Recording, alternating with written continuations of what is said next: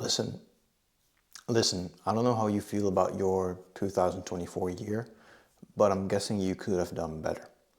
And depending on your personality type and your past, etc., you might need different things. But for me, going into 2025, I am going to prepare well on time, and I suggest you do the same. And what I mean by that is that I don't wait until the last week of December to write down my goals and the systems that I'm going to use to accomplish those goals. It's too late. There's not enough time to reflect and iterate if needed. And what's going to happen, potentially, is you write down your goals on the last day of this year. You start the new year. At some point in the first days or weeks, you realize that your goals aren't very accurate, or the task that you want to do for your goals are not very accurate. And then you tell yourself, oh shit, I need to rewrite my plans. And then you sort of miss that momentum already, right? You could start a major life change at any moment, any given day. But when that chance arrives, that one day out of the year, that first day of a new year, or even the first day of a new month, of a new week, etc., but especially of the first year, take that momentum. Use it to get through the most difficult period of building a new habit or a new system, which is like the first weeks, right? And when you do every single task you want to do on a daily basis for every single day of January, it's going to be so much easier to ride it through until the end. But when you miss the first days, or when you readjust in the first days of January, and then you say, oh, I'll start the first of the third week of January, the third Monday of January, I'll start on February, etc. You're gonna get stuck in that cycle because you want to start as soon as possible, but that leaves little time to really see if your plans are in order. So for me, I'm already starting now with figuring out what I want in 2025, right? There are so many different ways. I've been reading a book called Hero on a Mission by Donald Miller, and he says you should have a eulogy, which is basically like the speech that someone has at your funeral about you. So it forces you to think about what you want other people to have seen you accomplish and do, and the person you have become, right? You could also make a vision board if you're more visual.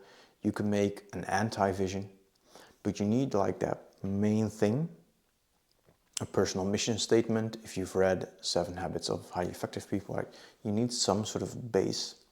And from there, from your ultimate vision, you can start to go back some steps and say, okay, what are like big goals that are part of that vision?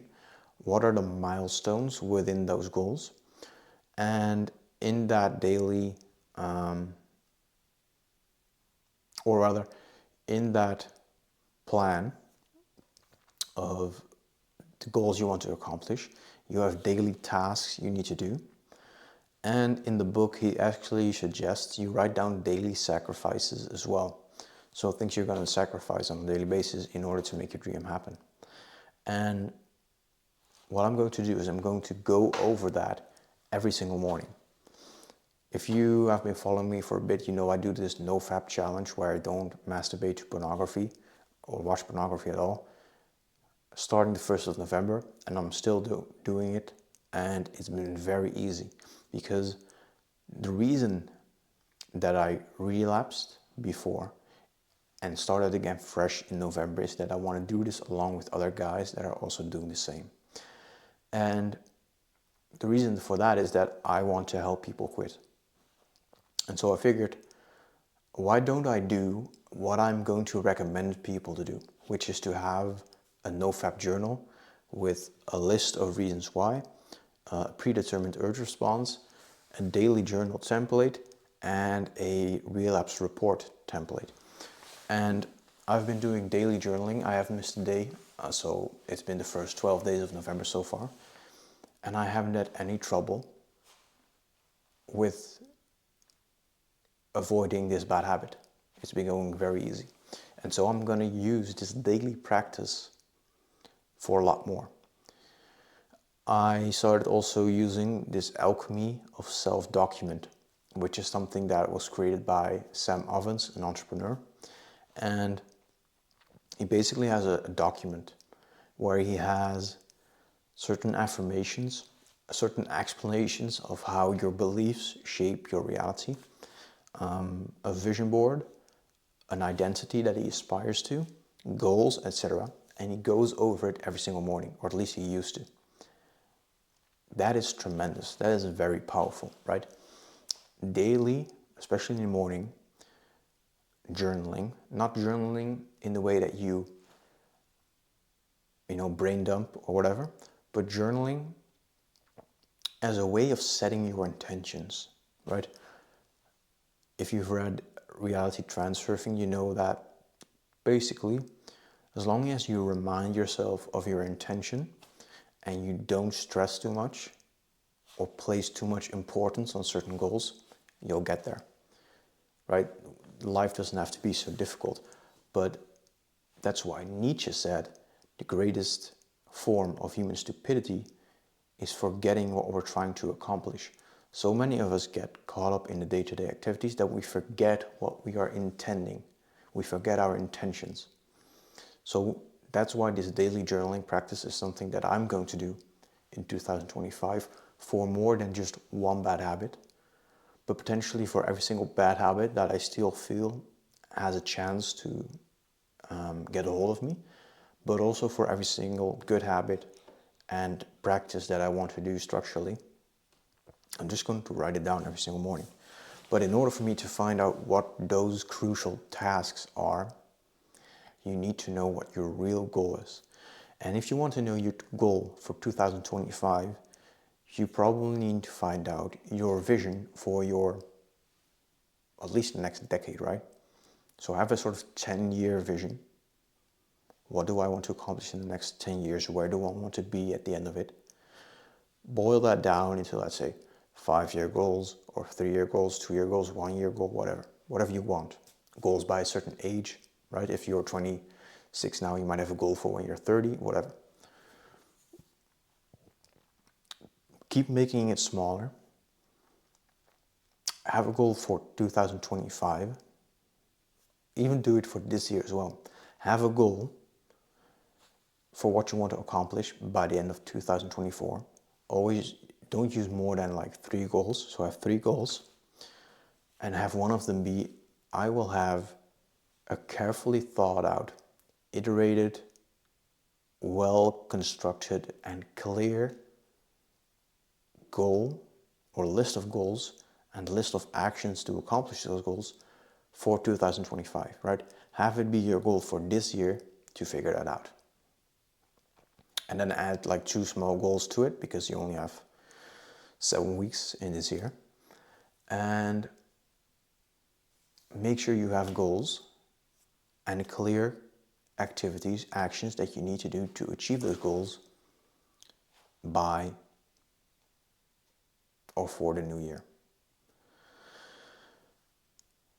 I'm going to try to take it very seriously. I'm going to make this program for myself a 4-week personal transformation program where I can really focus on leaving my old self behind and stepping into the new, stepping into this new identity. Because I've been working on quitting bad habits for a long time, 3, 4, 5 years, depending on which bad habit. And for a long time, I've been not struggling with them, but they still stay in my life, right? I haven't yet made that jump of completely leaving them behind. And so I'm going to dive very deeply into what it takes to change and make this 4-week program for myself and for others. And basically I'm going to go through it in December already, right? so that I sort of know what works and that I can use it even deeper in the new year. And it's going to be 4 weeks, like I said. I'll probably have daily exercises, like a journal prompt. So every single morning, I go over certain things. I remind myself of my intentions. I affirm that I'm perfectly capable of doing it. I remind myself not to make it too important and to realize that that is not very beneficial to do. And I'm going to remind myself of the tasks that I need to do. I'm going to tell myself that I'm going to do those tasks today. But I'm also going to ask myself some questions to make me think about, for example, the emotional reasons that I haven't grown as much as I could have, the spiritual reasons, the physical reasons, like mostly neurological reasons for not having made it past certain bad habits, the mental reasons, etc. So if you are at all interested in making 2025 a good year, then I suggest that you work on transforming yourself, because you will only have a good year if you're being good. And for a lot of us, we are not who we want to be or who we need to be to accomplish our goals. And so we need to transform. So I'm going to release that program, probably paid, for the new year. But if you want to get it for free, then you can click the link below and do it with me in this year. So if you click the link below and join and sign up, whatever, before December 1st, then you're going to be able to do this program with me, a 4-week personal transformation program with daily exercises to really get your stuff, your life, your shit together. I'll see you there, and have a nice day.